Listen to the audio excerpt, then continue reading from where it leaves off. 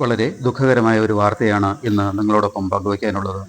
ചുഴിയക്കോട് മാടനട കമ്പനിക്കുന്നിലെ ബാബുവിൻ്റെ മകൻ 24 വയസ്സുള്ള ശരത് തൂങ്ങി മരിച്ചിരിക്കുകയാണ്. അതിൻ്റെ ദുഃഖകരമായ ഒരു അന്തരീക്ഷമാണത്.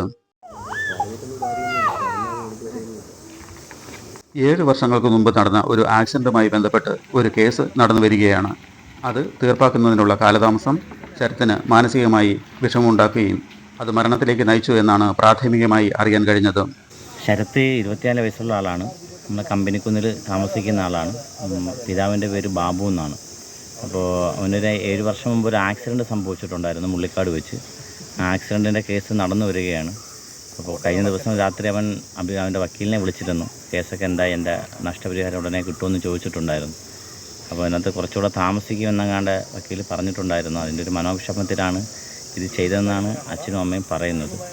അപ്പോൾ അച്ഛൻ ഇതിനു മുമ്പ് ഒരു 10 മണിയോട് കൂടിയാണ് അവൻ വീട്ടിൽ നിന്ന് ഇറങ്ങുന്നത് തങ്ങിപ്പണിക്ക് പോവുകയാണ് എന്ന് പറഞ്ഞാണ് ഇറങ്ങുന്നത്. അതുകൊണ്ട് തന്നെ വീട്ടുകാരും പിന്നെ നോക്കാനൊന്നും പോയില്ല. ഇപ്പോൾ രാവിലെ തൊട്ടടുത്തുള്ളൊരു വീട്ടുകാരനാണ് തൊട്ടടുത്തുള്ള പെരയിടത്തിലൊരു ഒന്നമരത്തിൽ തൂങ്ങിയ നിലയിൽ കണ്ടത്.